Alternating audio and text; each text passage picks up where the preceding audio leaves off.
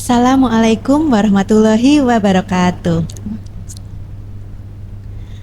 Marilah kita panjatkan puji dan syukur kehadirat Allah Subhanahu wa Ta'ala yang telah melimpahkan rahmat dan karunia-Nya sehingga kita dapat kembali berkumpul dalam keadaan sehat.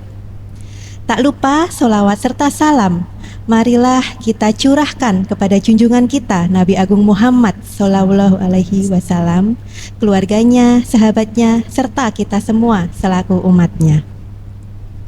Selamat sore sahabat sehat PKU Jogja dimanapun berada.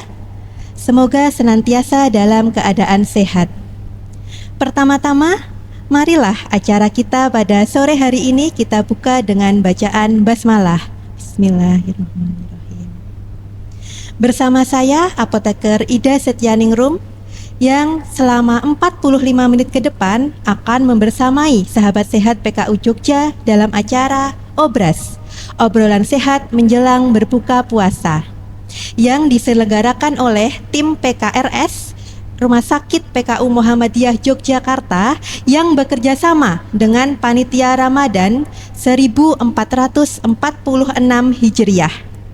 Untuk Obras kali ini mengangkat tema tips minum obat saat berpuasa. Telah hadir bersama kami apoteker yang luar biasa. Beliau adalah Dr. Apoteker Endang Yuniarti, Magister Kesehatan Fiskwa FICP. Beliau merupakan apoteker yang berpraktek di instalasi farmasi Rumah Sakit PKU Muhammadiyah Yogyakarta, dan juga beliau diamanahi untuk mengemban sebagai manajer penunjang medik Rumah Sakit PKU Muhammadiyah Yogyakarta. Mari kita sapa bersama. Assalamualaikum warahmatullahi wabarakatuh, Ibu Yuyun. Waalaikumsalam warahmatullahi wabarakatuh. Sehat ya Bu? Alhamdulillah sehat, insya Allah. Masih berpuasa ya, Mbak Ida? Alhamdulillah, masih semangat Bu. Masih semangat. Walaupun sudah sore ya. Sore ya. Ya. Masih cantik kalau Mbak Ida ya? Ya, sama Bu Yun juga cantik sekali. Alhamdulillah. Baik, untuk kali ini Obras kita mengangkat tema tips minum obat saat berpuasa, Ibu. Nah, untuk sahabat sehat PKU Jogja, mungkin qadarullah banyak ya Bu yang sedang mengkonsumsi obat. Nah, tapi masih semangat nih Bu untuk menjalankan ibadah puasa. Nah, sebetulnya boleh tidak sih Bu masih mengkonsumsi obat tapi tetap menjalankan ibadah puasa? Oh ya. Ya, terima kasih Mbak Ida. Ya, kita ya di farmasi, kami ya para apoteker ini ketika berpraktek gitu, mungkin teman-teman apoteker yang ada di komunitas juga sama ya. Sering berapa pertanyaan tuh dari pasien, dari klien kita, Bu, ini saya ini sedang minum obat, banyak lagi jumlahnya kan, boleh nggak sih berpuasa? Nah, pada dasarnya kalau secara umum kita tahu ya kalau puasa itu wajib hukumnya bagi umat Islam ya. Tapi ada rukhsah ya, ada keringanan untuk orang-orang yang memang kadarulahnya tidak bisa menjalankan ibadah puasa. Nah, siapa yang tahu kita bisa berpuasa atau tidak?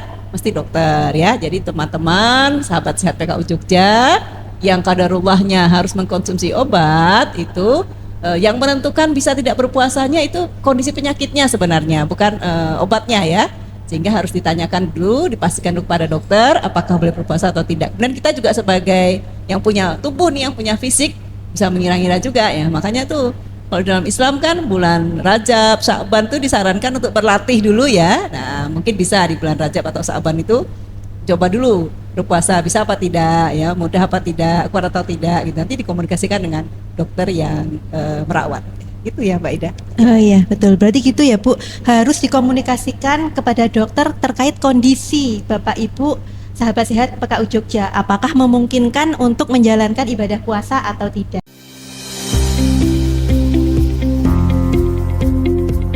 Di Rumah Sakit PKU Muhammadiyah, emergency unit adalah harapan pertama bagi penderita gawat darurat.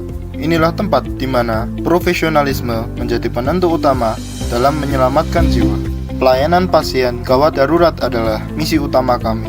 Kecepatan, ketepatan, dan kecermatan adalah kunci untuk mencegah hal-hal yang tidak diinginkan. Emergency unit kami dipimpin oleh dokter jaga berpengalaman, didukung oleh tim dokter ahli yang memiliki pengetahuan dan pengalaman dalam menangani berbagai kondisi gawat darurat. Kami mengawasi setiap detail dari mencatat identitas pasien hingga menentukan diagnosa awal yang akurat. Rumah Sakit PKU Muhammadiyah, kami siap membantu dan menyelamatkan jiwa. Rumah Sakit PKU Muhammadiyah menjaga hidup dengan profesionalisme di emergency unit. Gitu. Oke, untuk pertanyaan selanjutnya Bu, untuk obat yang biasa diminum siang hari atau sore hari, begitu seperti apa selanjutnya untuk waktu minum obatnya selama bulan puasa? Iya betul ya. Iya betul Mbak Ida. Kan kita misalnya nih alhamdulillah ya ternyata kondisi kita boleh gitu berpuasa, sehat. Nah, tapi saya ini ada minum obat di siang dan sore hari selama ini. Bagaimana minum obatnya gitu ya. Nah, secara umum pada dasarnya obat itu boleh saja. Yang siang dijadikan sahur, yang sore dijadikan buka, itu enggak masalah. Nanti apoteker biasanya akan membantu tuh untuk memastikan ya mana yang baiknya diminum sahur, mana yang baiknya diminum buka puasa. Tapi secara umum sih tidak menjadi masalah. Yang biasanya minum obatnya siang dipindahkan ke sahur, yang biasanya minum obatnya sore dipindahkan ke buka puasa, tidak terlalu masalah sebenarnya ya. Oh ya, Apa-apa, gitu. bisa. Berarti sambil ditanyakan ya Bu, mungkin saat pengambilan obat di farmasi rawat jalan sambil ditanyakan ke apotekernya, ini pengaturan minum obatnya sebaiknya seperti apa, begitu ya Bu? Iya betul. Nah. Ya kami siap membantu ya. Apoteker PKU Jogja dan juga apoteker-apoteker yang lain, nah insya Allah ya siap untuk membantu sahabat sehat, Bapak Ibu semua dimanapun berada.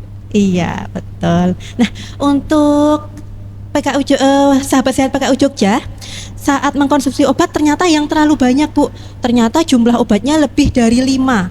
Nah, itu pengaturannya seperti apa Bu? Iya betul ya.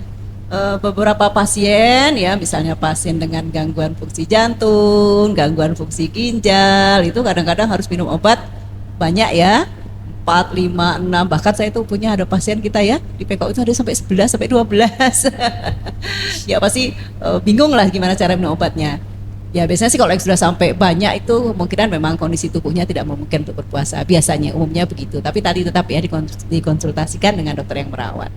Nah kalau 4, 5, 6 gitu sepanjang masih tubuhnya masih kuat masih bisa berpuasa, itu nanti bisa diatur. Pada dasarnya hampir sebagian besar obat itu tidak apa-apa diminum bersama. Kadang-kadang yang takut ya, Bu saya itu minum obat darah tingginya 2, 3 Ibu, nanti kalau diminum bersama-sama nanti ngedrop tensi saya gitu. Secara umum sih tidak begitu ya, tidak berarti terus kalau minum 2-nya bersama terus jadi ngedrop tensinya, tidak. Ya, nanti bisa coba dulu ya, misalnya satu pagi satu malam gitu, atau pagi dan dua-duanya pagi, dua-duanya sahur, dua-duanya buka tuh nggak apa-apa, nggak masalah, boleh. Sebagian besar obat tidak bermasalah untuk diminum bersama. Kalau obat tensi itu kalau misalnya 3 atau 4 ya mungkin yang 2-nya sahur, yang 2-nya buka boleh ya. Kemudian yang kalau obat, nah yang agak berbeda kan obat gula ya. Kalau obat gula tuh mungkin agak istimewa ya, tidak seperti obat yang lain. Nah ini memang pengaturannya tuh lebih pada untuk mencegah supaya tidak menjadi efek samping obatnya timbul ya. Kalau obat yang diabetes nih mungkin agak beda nih Mbak Ida. Kalau yang biasanya minum obat gula itu, obat diabetes itu minumnya pagi ya, mungkin sahabat sehat kan kalau minum obat glimepirid misalnya ya, atau obat glibenclamid gitu ya, obat-obat seperti itu biasanya kan minumnya pagi tuh sebelum makan sarapan pagi ya. Nah kalau puasa berbeda, kalau itu jangan dipindahkan ke sahur ya, karena ada resiko terjadi kekurangan gula darah pada saat berpuasa. Nah kalau obat seperti itu mindahkannya dari pagi, mindahkannya ke berbuka puasa, agak beda ya. Pioglitason misalnya ya, itu lebih baik dipindahkan ke berbuka. Jadi sebelum makan buka puasa, sebelum makan ya, bukan sebelum makan kolak. Sebelum makan nasi ya, makan nasi berbuka. Jadi saya tuh biasanya berbuka itu sholat maghrib dulu, yang lain-lain dulu, baru nanti makan nasinya habis isya. Nah itu ya berarti makan obat gulanya ya habis isya itu glimepiridnya, jangan habis makan cuman kue sepotong, nanti itu tadi bisa ada kemungkinan terjadinya efek samping obat hipoglikemi. Kemudian juga yang agak istimewa mungkin insulin ya. Nah insulin itu perlu dikonsulkan betul itu dengan dokter. Kalau pakai insulin boleh nggak berpuasa? Tetap boleh ya, cuman dosisnya nanti biasanya diatur ya. Insulin itu yang besar dosisnya di buka puasa Mbak Ida. Jadi kalau biasanya kita kadang-kadang tuh ada tuh yang dosisnya pagi lebih besar, siang besar, nanti yang malam jadi sedikit kecil gitu kan kalau dalam keadaan normal. Nanti pada buka puasa, pada saat puasa berbeda. Jadi yang besar itu dosis insulin yang besar justru di buka puasanya. Tapi ingat harus makan ya. Makannya nasi loh ya. Jangan cuma makan kolak saja dianggap cukup, jangan, nanti bisa ngedrop. Nanti dosis yang kecilnya diminum pada saat sahur. Kalau metformin agak beda ya. Kalau metformin kan ada yang pakainya 3 kali 500 tuh Mbak Ida. Iya. 3 kali 500 pagi, siang, malam biasanya ya. Karena makan kita 3 kali. Nah pada saat puasa nanti sahur dan buka jadi 2 kali ya.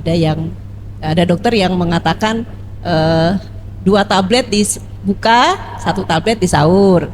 Tapi ada juga yang 1 tablet dibuka, 1 tablet menjelang tidur, 1 tablet menjelang sahur. Nanti bisa dikomunikasikan dengan dokternya ya. Tapi pada prinsipnya tidak menghalangi untuk berpuasa untuk pasien-pasien yang diabetes ya. Itu yang agak istimewa sih hanya obat gula itu sih Mbak. Kalau yang lain nggak apa-apa, boleh ya. Apa ya misalnya yang sering itu kan kandesartan dengan amlodipin misalnya gitu kan, boleh nggak sih kalau sama amlodipin diminumnya bareng? Boleh pada saat kalau biasanya minumnya malam ya dijadikan malam berbuka gitu, enggak apa-apa. Itu Mbak Ida ya. Ya, jadi gitu ya sahabat sehat PKU Jogja, minum obatnya sebelum makan besar, bukan hanya makan kolak saja. Gitu. Ya, tempat gula ya.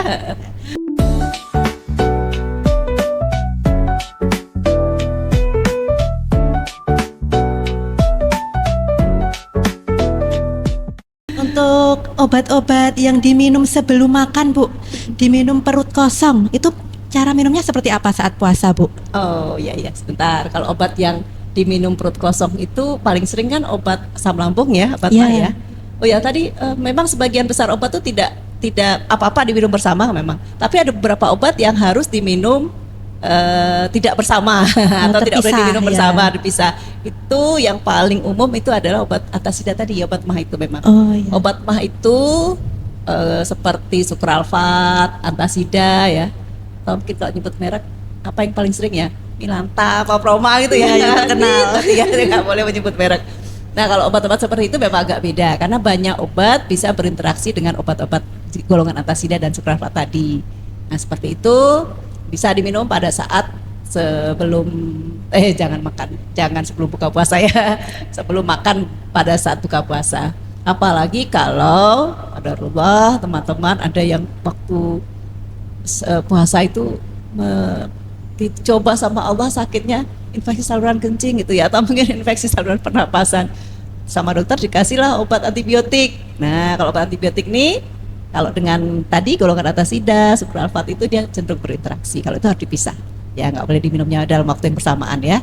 Misalnya antasidanya paling baik tuh sebenarnya sih antibiotiknya dulu, baru 2 jam kemudian antasida. Tapi misalnya lah, tapi perut saya sakit ya Bu, ya sudah. Nanti begitu azan maghrib, Allahu Akbar itu minum kemudian makan dulu obat antasida atau sukralfatnya itu, nanti minum antibiotiknya itu paling tidak 2 atau 3 jam kemudian.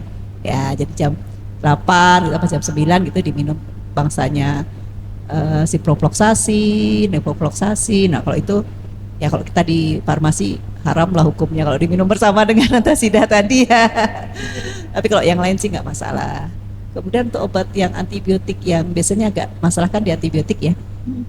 Karena antibiotik itu kan wanti-wanti itu apoteker kita nyerahkan obat harus habis ya tiap 8 jam ya, tiap 12 jam ya. Nah, padahal kalau puasa kan nggak bisa begitu ya toh Mbak Ida, jadinya bisa kita atur. Kalau misalnya golongan antibiotiknya kebetulan sama dokternya itu dikasih yang amoxicillin gitu kan 3 kali sehari, ya sudah 1 pada saat buka puasa. Dan amoxicillin tuh nggak perlu makan teman-teman, nggak apa-apa, jangan khawatir, jangan takut, boleh minum aja obat amoxicillin itu pada saat azan Allahu Akbar gitu ya sudah ada minum obat amoxicillin dengan sekitar jam 6 gitu, nanti jam 10-an mau tidur minum lagi, nanti sahur minum lagi. Itu kalau yang 3 kali sehari ya. Kalau yang 2 kali sehari ya buka puasa dan sahur bisa diminum, tidak harus makan kalau amoksisilin. Itu mungkin Mbak Ida ya. Termasuk obat penghilang rasa sakit juga boleh. Paracetamol, saya tuh agak demam Bu, greges-greges, tapi pengen puasa. Ya sudah, nggak apa-apa, minum saja paracetamolnya. Pas buka Allah Akbar minum. Nanti kok 4 jam lagi kok masih gelir-gelir, demam, greges-greges, minum lagi boleh, 4 jam sekali boleh diminum. Gitu Mbak Ida. Itu ya Bu. Iya. Untuk yang antibiotik mungkin juga bisa dikomunikasikan dengan dokter ya Bu. Betul. Mungkin yang harusnya 3 kali, apakah ada obat lain bisa disubstitusi menjadi mungkin yang hanya 2 kali gitu ya Bu. Iya, bisa, boleh ya. Tapi memang ada beberapa penyakit yang first choice-nya itu ya kalau kita Yang 3 kali. apotek utamanya itu ya amoksisilin ya, atau mungkin dengan berbagai macam pertimbangan dokter tetap meresepkan amoksisilin, ya sudah nggak apa-apa. Tadi itu minumnya ya.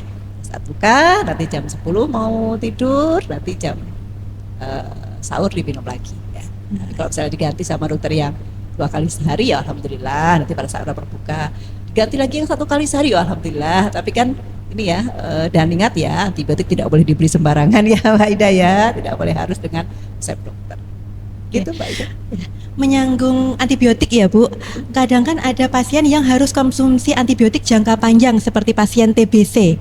Nah, untuk pengaturan minum obat pasien TBC apakah tetap sama atau mungkin seperti apa Ibu? Oke ya, ya obat TB ini memang istimewa ya. Kalau secara normal pada saat tidak berpuasa kan teman-teman yang Allah coba ya, kadarulahnya Allah coba dengan penyakit tuberkulosis, nggak apa-apa, masih bisa diobati, jangan khawatir, jangan kecil hati ya, nggak apa-apa, tuberkulosis bisa diobati, yang penting tertib teratur minum obatnya. Nah, kalau mau puasa boleh nggak?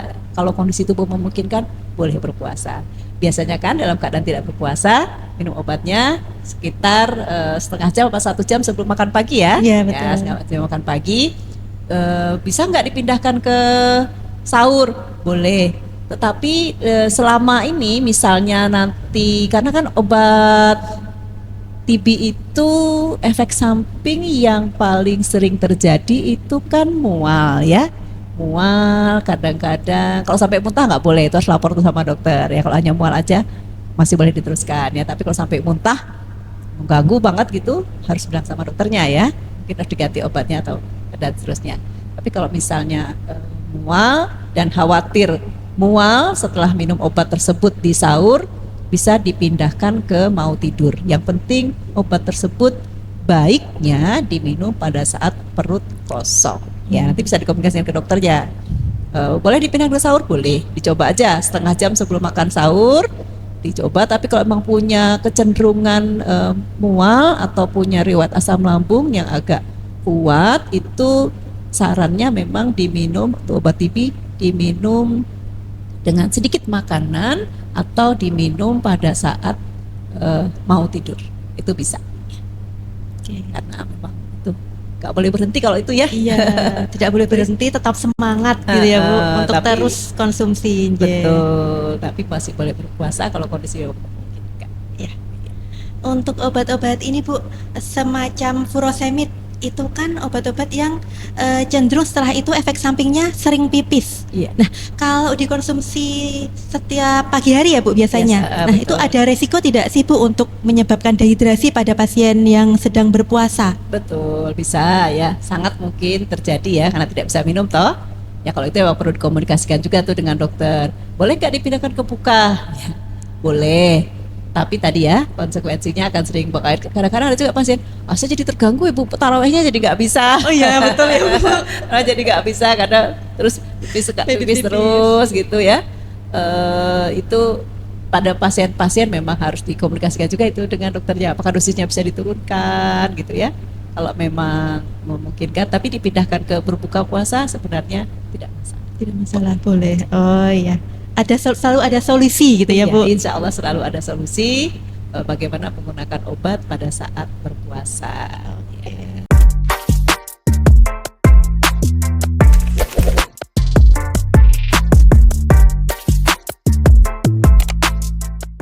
Ya. Untuk obat-obat yang ada enggak sih Bu obat yang dikonsumsi siang hari itu tapi tidak membatalkan puasa? Ada tidak Bu? Oh ya, ya.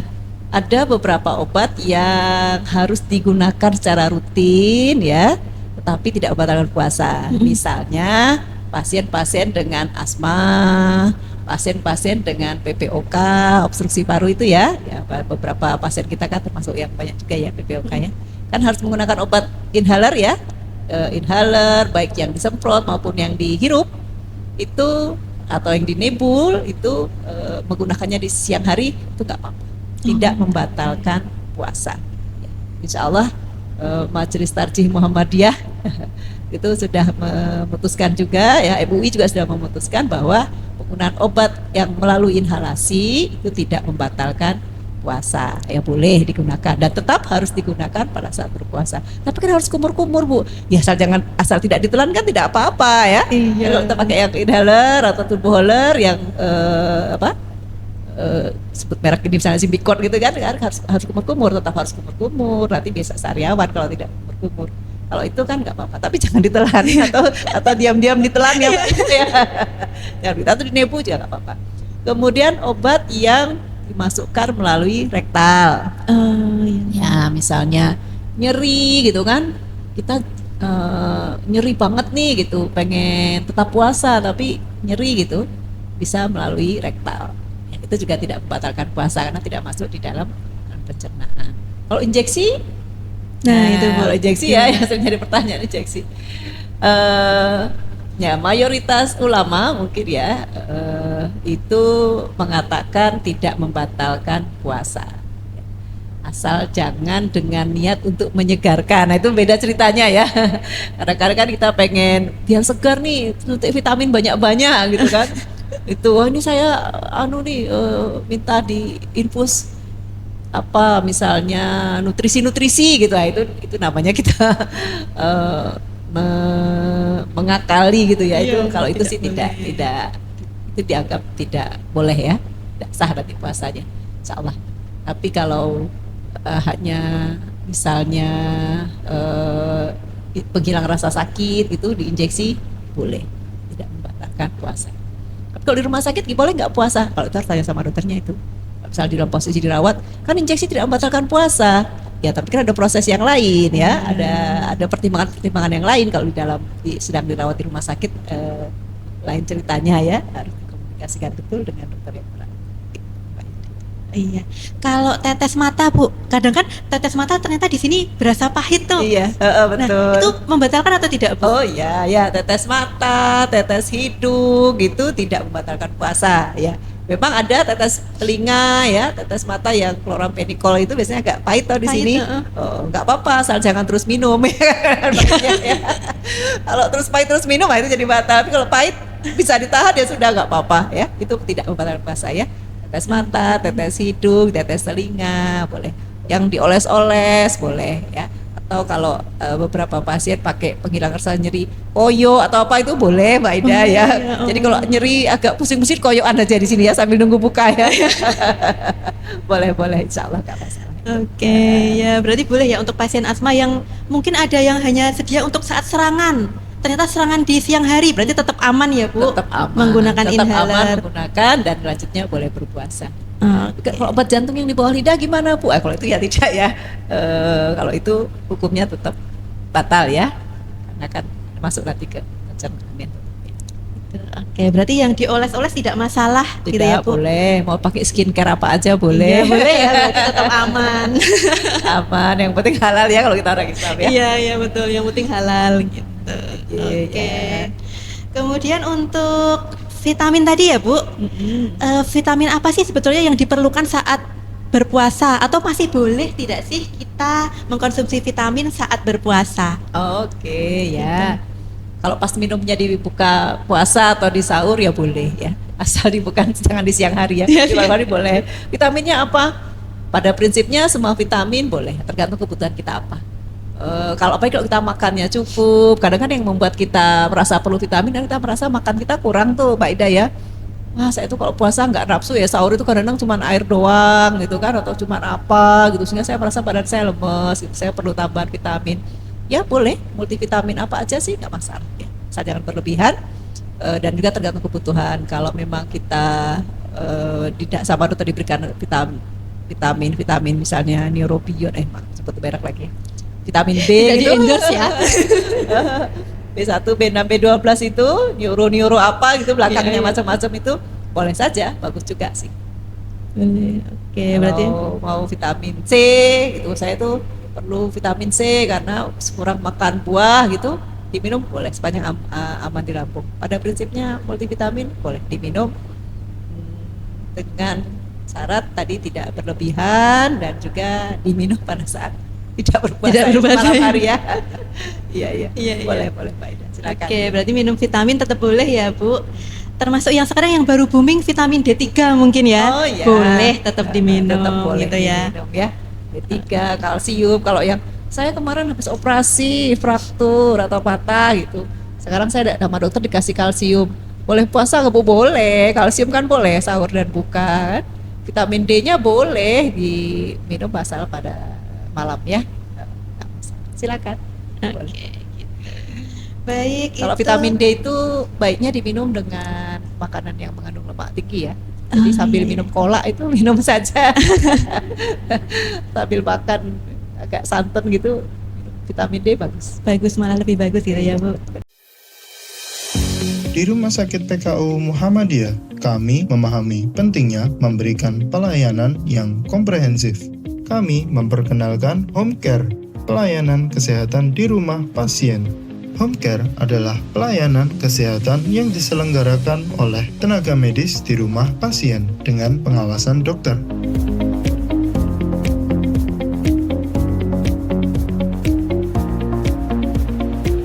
Ini adalah solusi yang kami tawarkan untuk pasien yang membutuhkan perawatan di lingkungan mereka sendiri. Kami memahami bahwa setiap pasien memiliki kebutuhan yang berbeda. Home care dapat disesuaikan dengan kebutuhan individu maupun keluarga pasien. Kami ada di sini untuk melindungi Anda selama perjalanan perawatan. Tujuan kami adalah meningkatkan fungsi tubuh Anda dan kualitas hidup Anda.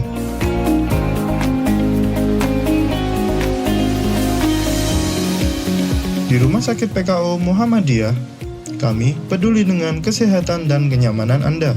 Home care adalah salah satu cara kami memberikan perawatan terbaik, bahkan dari rumah Anda sendiri.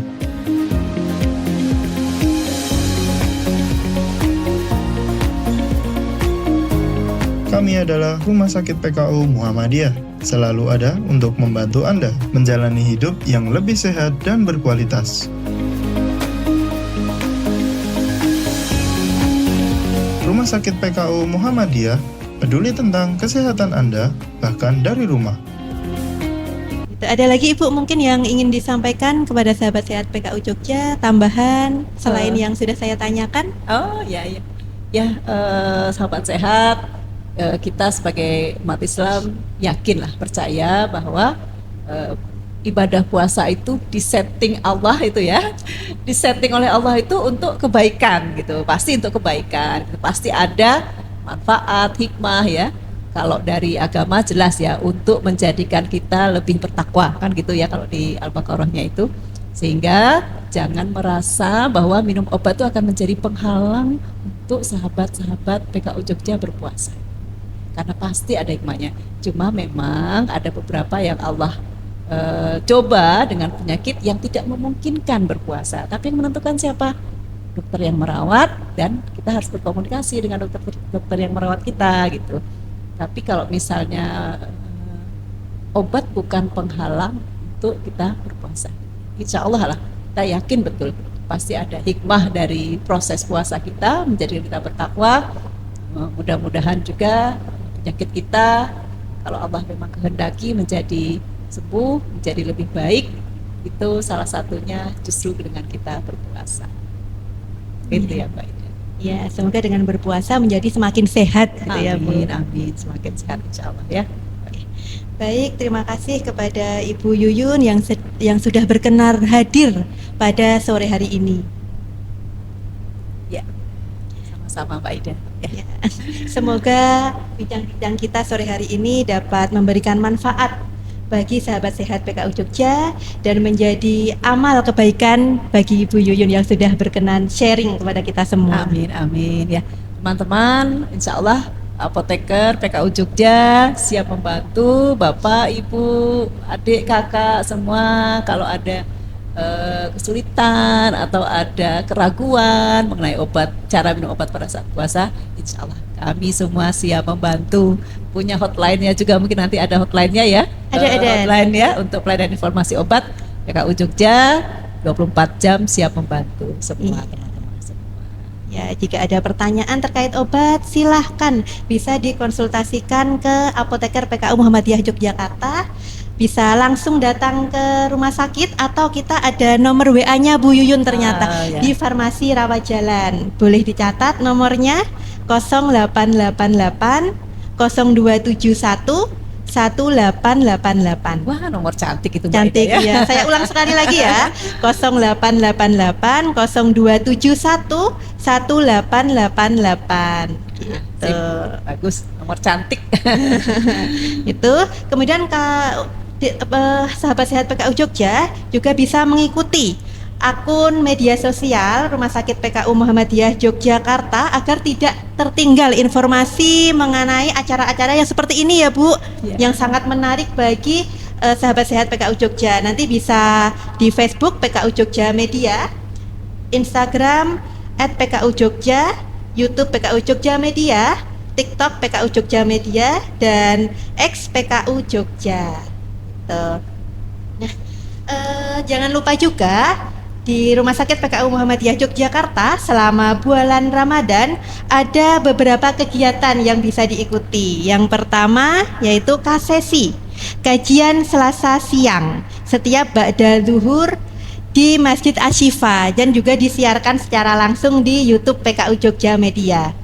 Selain itu, acara obras ini bisa diikuti setiap hari Jumat, disiarkan langsung melalui YouTube PKU Jogja Media, dan juga ada obras yang disiarkan setiap hari Rabu, itu bisa diikuti secara live langsung, bisa datang langsung ke Masjid Asyifa setiap hari Rabu menjelang berbuka puasa.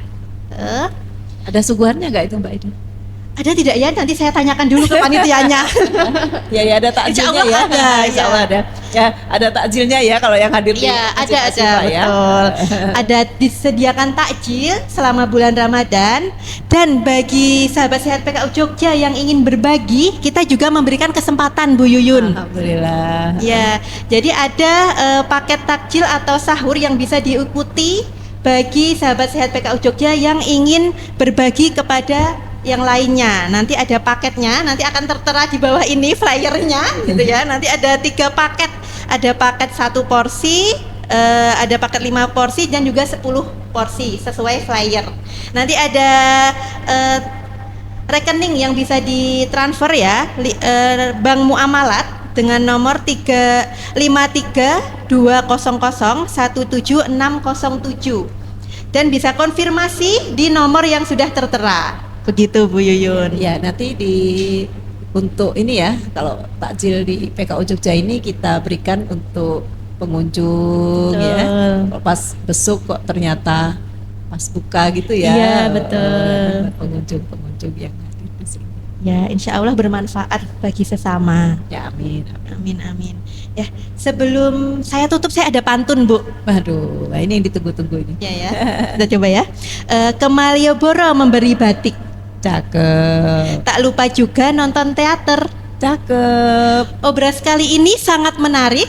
Cakep. Tanya obat, tanya apoteker. Ya betul. Gitu. Baik, marilah kita tutup obras sore hari ini dengan bacaan hamdalah. Alhamdulillahirobbil Selamat berbuka puasa semua. Ya, selamat berbuka puasa bagi sahabat PKU yang sedang menjalankan. Gitu. Kami segenap tim mohon undur diri dan mohon maaf apabila selama tayangan kami ada salah tingkah laku, salah ucap, mohon dimaafkan. Gitu. Saya Apoteker Ida Setianingrum dan juga Dokter Apoteker Endang Yuniarti mohon undur diri. Wassalamualaikum warahmatullahi wabarakatuh. Waalaikumsalam warahmatullahi wabarakatuh.